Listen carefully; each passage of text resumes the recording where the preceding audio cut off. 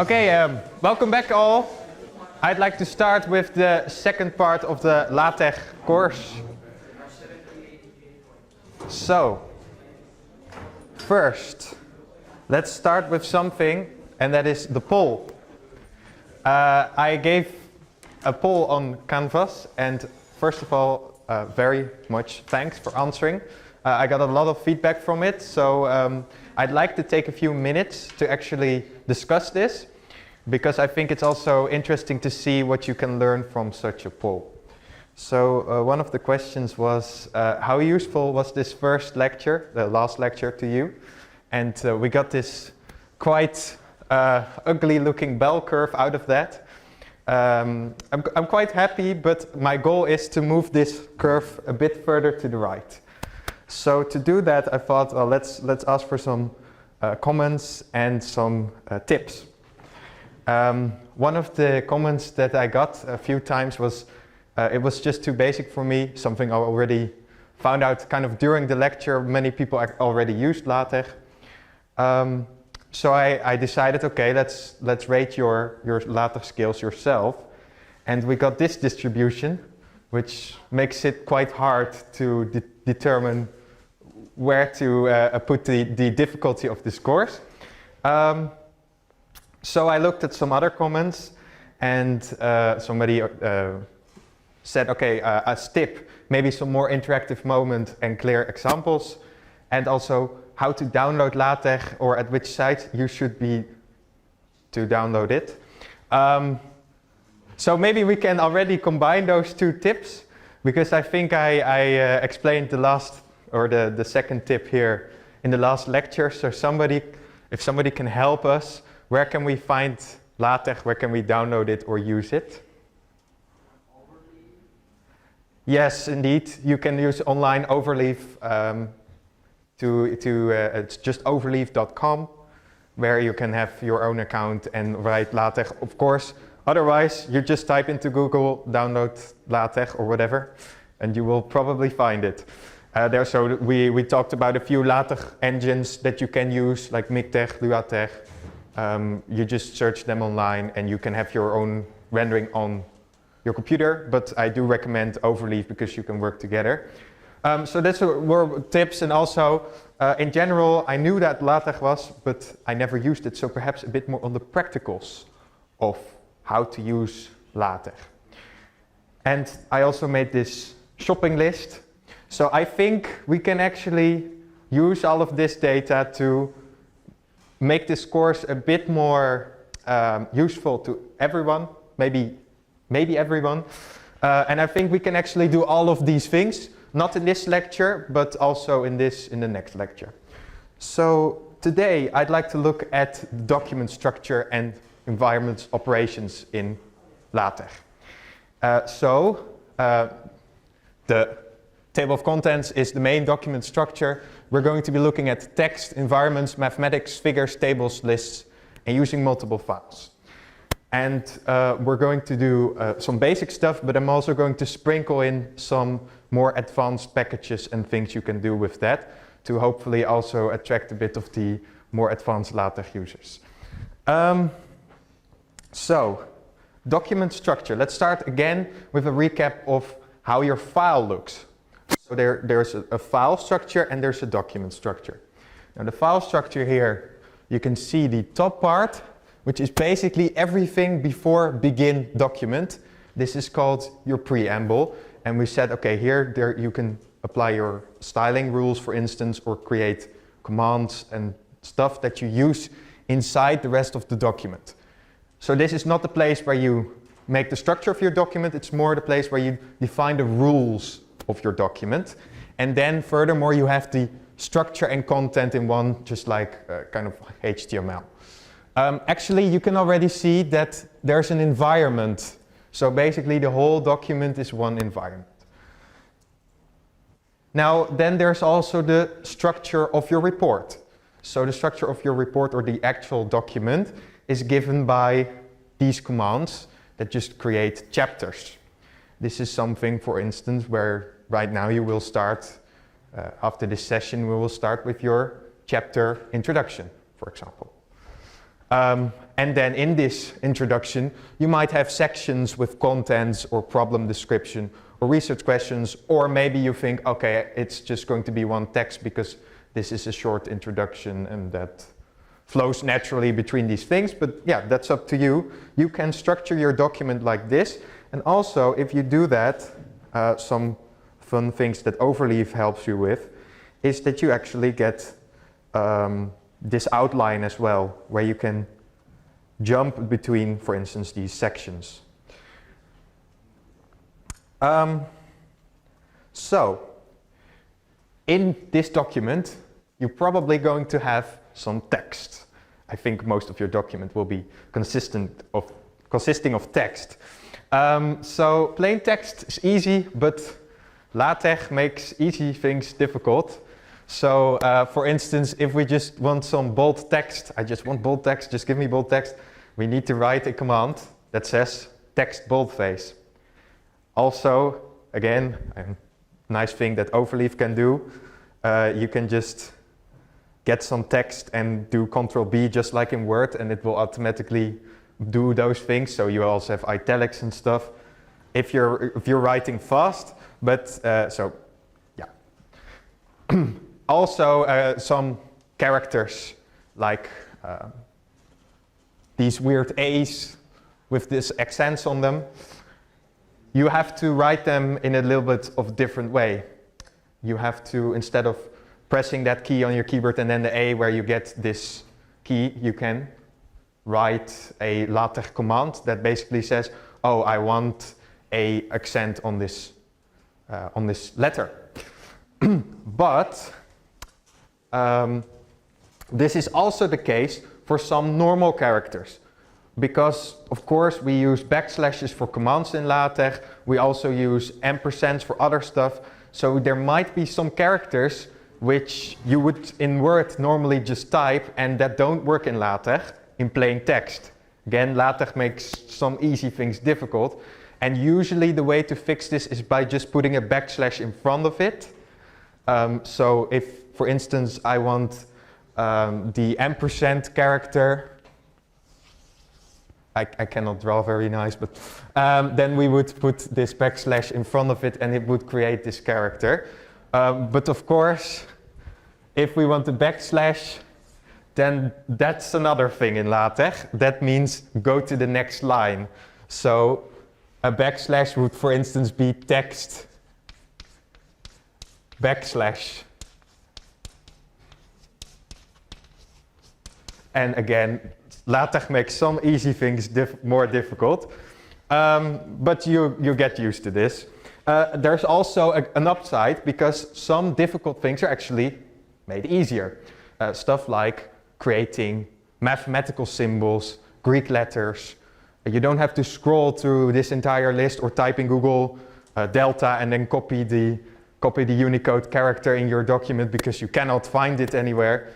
In LaTeX, you usually have a command for that. That's quite easy to remember. For instance, circ produces a circle. Now this is just a big circle. So we want for 20 degrees Celsius, we want a small circle that's on top. Well, we can use this hyphen to create a shifted up text. So the kind of, the upper side.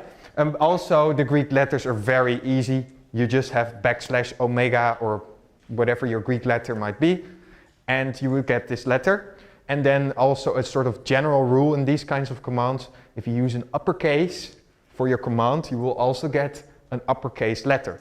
So omega produces this omega, but uppercase omega produces the actual ohm symbol, for instance. Also, footnotes, very easy. You just do backslash footnote and you will get a footnote. Of course, your document is not only going to consist of text. So you can spice it up by using environments that define certain rules and for that text, or define other kind of things such as figures and tables. So I already showed this in last lecture. It's a quick recap. and that these boxes are also environments. In this case, they're actually environments with a rule that says don't process this LaTeX, because otherwise the presentation would break, but show them with nice coloring and stuff like that. So this is the LST listing, or LS listing, that can do code formatting, and it can also do LaTeX code formatting. Such environments can contain special commands that determine certain things in the environment. Here we can, for instance, see the centering command also in the figure that will make the entire environment basically be centered. And we can see the actual figure is included with the graphics and also a caption. And then there's this other thing, a label. So that's something we can do in environments, but also to chapters and certain pieces of text if we want. And it brings us to something very useful in our document writing, and that's internal referencing. Really one of the strong points of LaTeX, because it allows you to label a certain part in your document and then reference back to that label. Meaning if I shift or add stuff in between, maybe other references, maybe other labels, LaTeX will just keep track of it by you specifying a certain name, and then make sure that all the numbering always stays correct. So there's no jumping around, there's no messing around with this, and there's also not going through 5 different word menus to enter your correct label. You just type \label, you have a certain a kind of a label class that you can give with this label, for instance, figure, table, section. You're free to specify this yourself, only a thing. These label classes can be used for something else that I will show in the next slide. And then somewhere in your text you can use the \ref with that same label to reference to it. So there's some other stuff that you can do with this label, and that brings us to some packages that you can use. In the preamble I can paste this line, use package hyperref. And by only doing this, suddenly all your links will probably become blue and become clickable. So that is not only a URL link, for instance to Google or YouTube, but also a reference. And then if you click that reference in the PDF document, you will jump to where your label is. It's very simple. And we can, of course, in our preamble also define our own rules for this. Maybe we don't want reference links clickable, but we do want URLs to be clickable. Maybe we want some kind of color rules applied to certain stuff. For instance, in this document, all the references which don't exist, but I will show you a document that has them. All the references are black, and all the URLs are actually made red. Now this dark red color that's over there actually was defined somewhere above that in the preamble by just saying, oh, this dark red color consists of the RGB components, blah, blah, blah. And of course, then we get the nice, we can use that to get scintilla red and stuff like that. So this is something already a useful package that you can use, and it makes it very beneficial to the reader as well. Don't you just hate it when you have a table of contents with hundreds of pages and you have to scroll or find page and then also not end up at the correct page because somebody screwed something up? It's no longer the case. We can just use this, and also the hyperref will also work on the table of contents automatically, so that makes your table of contents clickable as well. Another cool package is the cleverref package. This allows you to create some formatting rules based on the classes of your references. For instance, maybe I don't want the figure class, so you can say here this label figure column and then the name, or maybe I want some other formatting for this class. Well, I can do that with the cleverref package. And then, instead of using \ref in my code, I use \cref in my code. And that allows me to automatically get this formatting. So let me show you an example to make this more clear. I think it was this. Yeah. So here is again a report that we made for digital hardware. So that's module 7 for you, I think. And, or they changed, it's now module 6. Now here you can see that there's 2 references. One, for instance, to a figure and one to an equation. So both just are \cref with the name, in this case the name of the figure and the name of the equation. But because I defined these formatting rules, then I said, okay, I want all my figures to have the word fig and to be bold. And I want all my equations to have the EQ dot and then braces with the number of the equation inside of it. So this is something you can use to keep, for instance, to standard document formatting rules, or just to make your document look better. Yeah, so in the code, I can show you that would look something like, if, okay, I probably don't have internet, so I cannot show it. In the code, it would look like \cref and then EQ colon the name of the equation. And the package already gives every equation a certain number, and of course does this in a logical manner.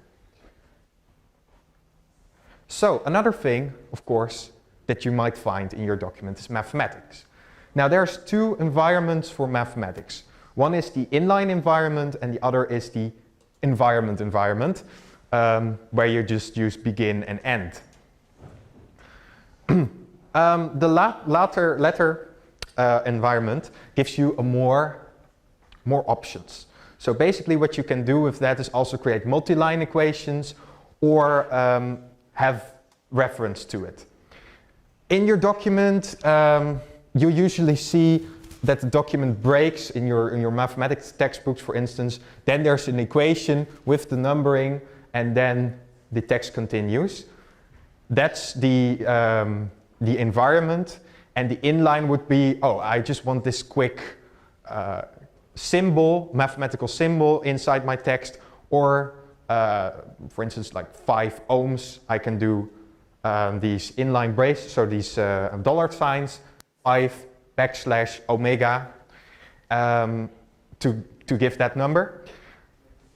And then use the other one if I want to reference it. So here's an example of a multi-line equation. We can use the split inside your equation environment, and that, for instance, will create this nicely formatted multi-line equation. So within the environment of mathematics, you can use mathematical commands. So those not only include the omega capital Omega or pi or plus minus symbols, so mathematical symbols, but it also includes a sort of way of writing complex equations. And here are just a few commands that you, for instance, can use. Frac, which creates a fraction. Square root, or squirt, it creates a square root. And integral is created by int. Of course, you can combine them. And let me show you an example over there. So this would be something that later code that would be placed in the environment of a mathematics or of an equation or an inline mathematic place. The question for you is, what will this expression produce? A, B, C, or D?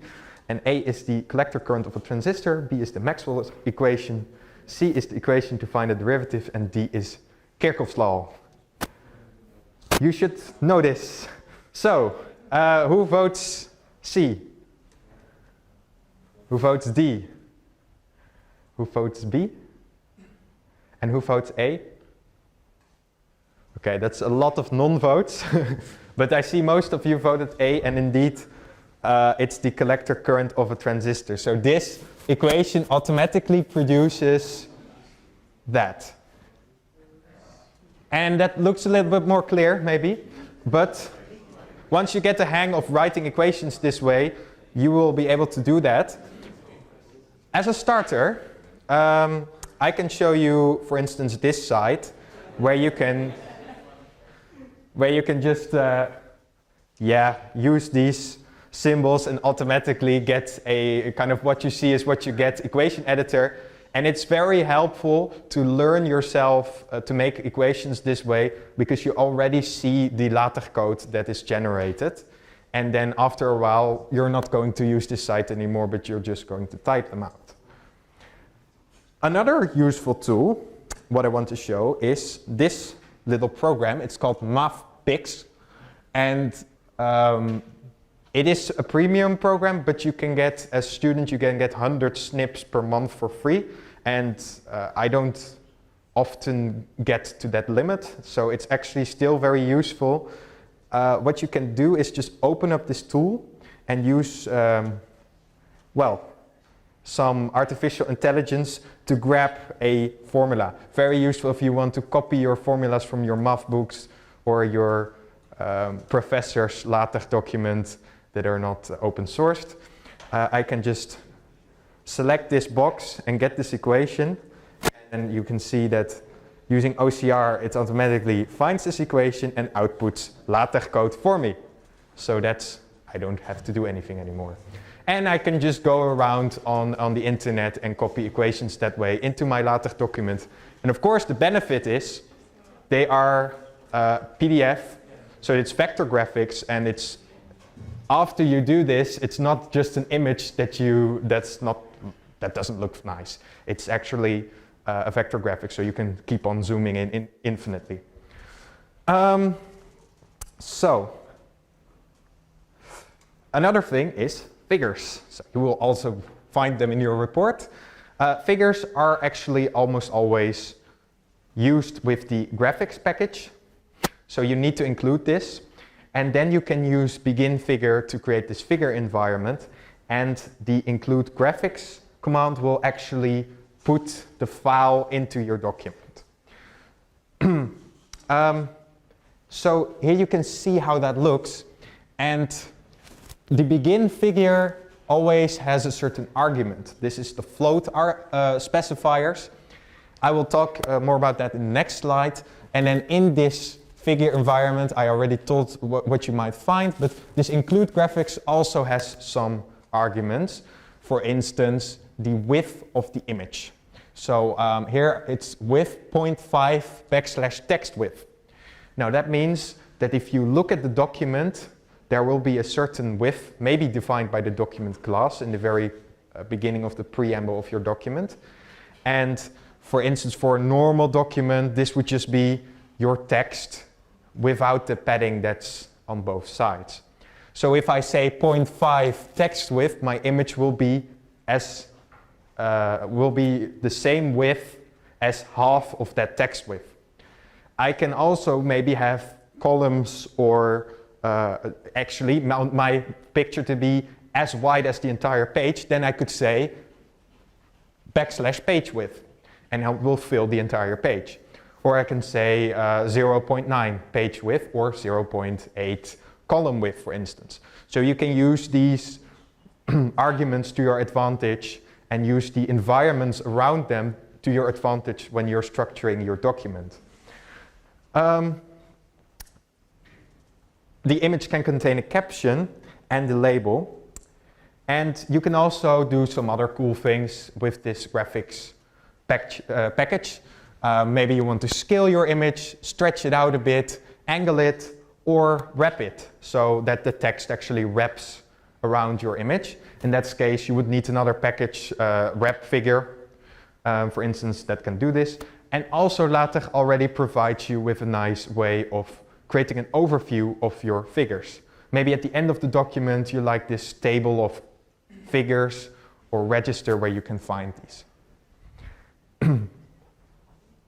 So floating. I said there were some floating specifiers in your environment.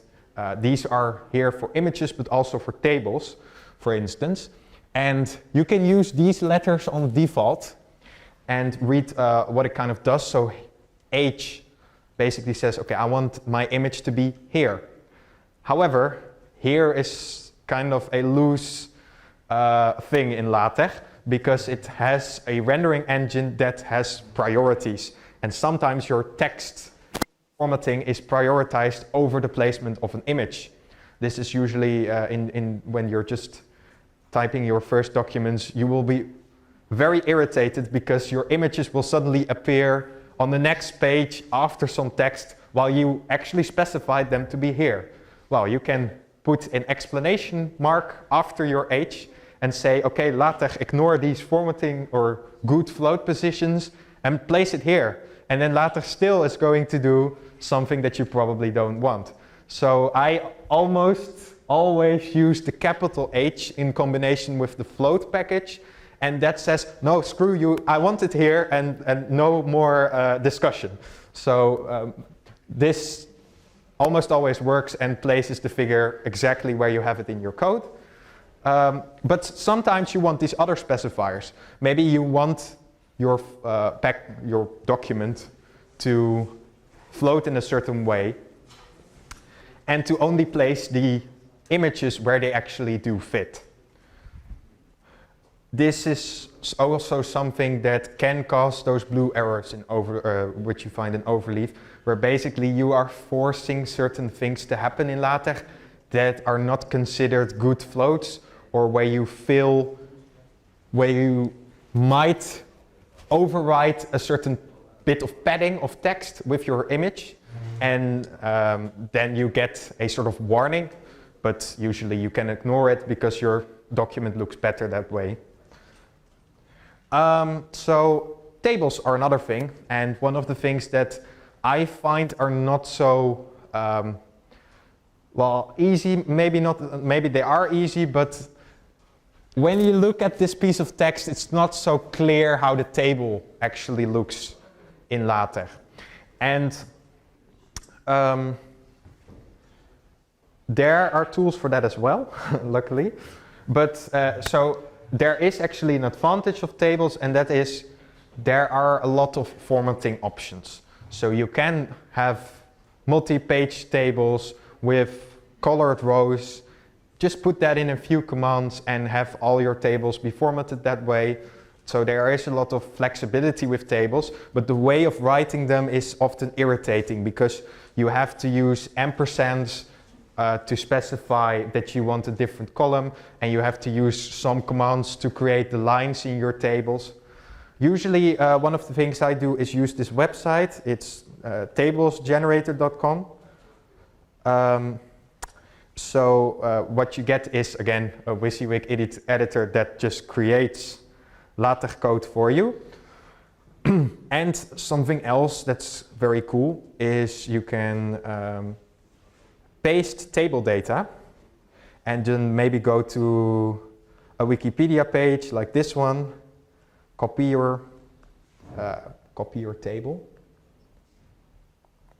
and then go to this table generator, paste it in there, and there's my table. Now I can say, okay, I want borders to this, and then I can generate my LaTeX code that creates that table. So that's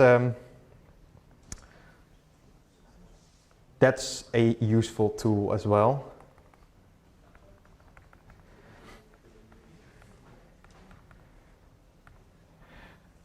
Yeah, so another package is this Xcolor package, which is very useful if you want to style your tables. So apply certain coloring rules, and if you look online to such a package, you will find maybe a C10 page, and usually LaTeX packages have a LaTeX document describing how you use them.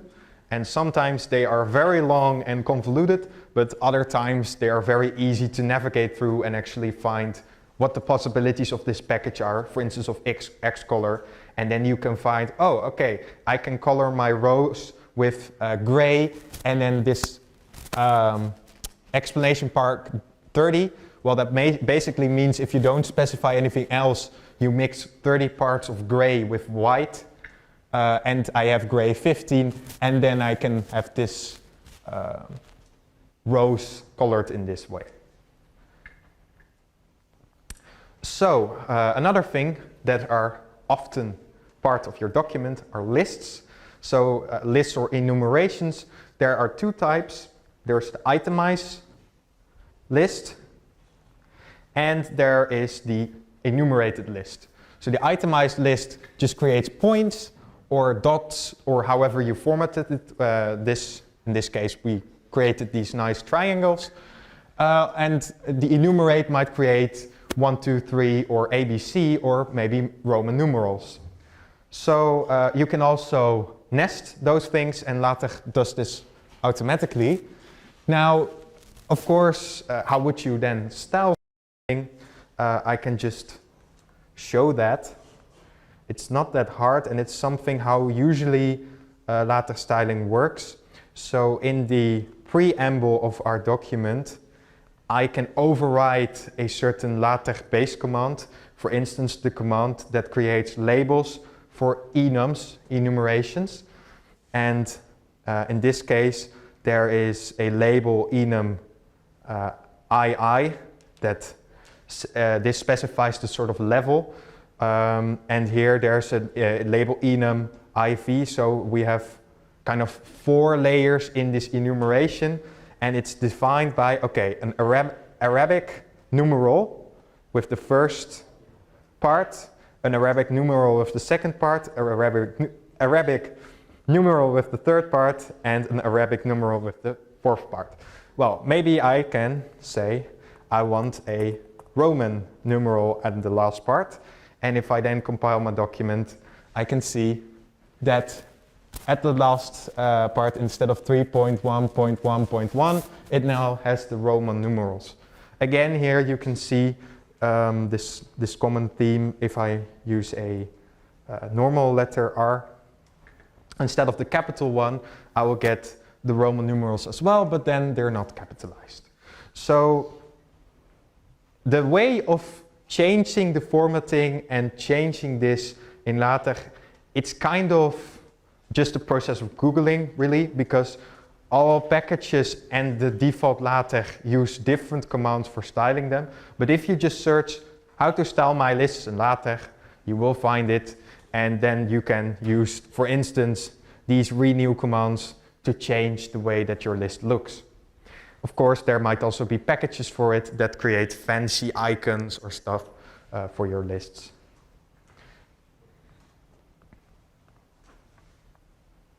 So, one of the last things I want to take a look at is using multiple files. The basic way of doing this is using input and include. Basically, you have your main document, and maybe you want to split your chapters in different files just to keep it organized or to work together and not have the file jumping around. You can use input to basically include parts of a file into your file, and you can use include. It does the same thing, but it inserts some page breaks. There's also the fact that include is more suited for combining chapters, so if you split your chapters in different files, and input is more really just plain LaTeX that you can include at another place. Input can be nested many times, and include cannot be nested. Their advantage is mainly in your main document, but if you actually compile one of your sub-documents, it will look terrible because you miss all the formatting of your main document. So there's a more advanced technique, I would say, and that is to use another package, for instance the subfiles package. And the subfiles package allows you to create subfiles, basically included files, but that have a reference back to the preamble of your main file. So you write your preamble once in your main file, and then in each of your subfiles you specify, oh, this is a subfile, so I want a document class of my main.tech. And maybe it's actually in the folder above it, so you use use double points and a slash to reference the relative path to your main file, and that would be one folder up. And in this case, I would get all of the formatting for free that's defined in my main tag. And there's also another benefit, because I split my file in a smaller file, my files, it will compile quicker. So I'm just working on this subfile, and then if I change something, I want to see what happens, so I can compile. And I don't have to compile the entire document with all the chapters. I can just compile the subfile and also have the same formatting as in the main document. Yes, there's a question. Yes and no. In your main document, the references will end up okay. That's also when you're using include usually the case, because it just grabs all the files into your main document and then compiles it as if it was one big document. So that usually works. But if you are using a subfile and then compile that subfile, then inside of that subfile, the references to the other subfiles are unknown because they're not loaded in. Is subfiles, it works better than with include, because you are still loading maybe your bibliography from your main file, and you are maybe loading some of the references. Other references will probably end up as question marks if you're referencing to another subfile. But in the main document, then that will end up okay. Yeah? So you say you have a capture in another file, and you have a specific format for that file, instead of like taking the general format for like the main file. If you want to include them and compile them in like one big document, what would happen to that format? Will it stay specific, or will it like get messed up because they are trying to include you? Yeah, so the main idea of a subfile is really that you inherit the formatting of your main file. So it's not really, you don't really define extra formatting rules in here, because you have your main document that contains all your styling. However, if you maybe want some pages of a differently formatted document, you have a few options. I don't think this is the most useful. You have a certain way of including a different part of a LaTeX document that basically creates a rendering of that page, and then you include it. It's almost like if you were to export it to PDF and then include the PDF back into your LaTeX. So that's a possibility if you want that. Of course, I can override rules if I want to. So maybe in this chapter I want all my links to be green instead of red. Then I think, yes, that would still be possible, and then it would just follow this inheritance rule. So I override my links, I renew my command for links for this certain chapter, and all my links would be green in this chapter, and then back in the other chapters I have still the non-overridden rule of my main document that does this. So, next time I want to look at references, because we are going to be working with books and you're going to write your analysis, and you probably need some references in that. So we're going to look at references and useful things to do in there, linking it up with Mendeley. And I also want to look at some more advanced packages, for instance the boxes, and some of you asked, how do you link it up with GitHub? And so I think we can look at some of that stuff next time. And if you still have any suggestions for stuff that you want to see in LaTeX, feel free to also send me an email just saying what you want to see. And then I think the last part, there's still 20 minutes, so I think we have some time for questions if you like, and afterwards you can get started already on writing your introduction in your group.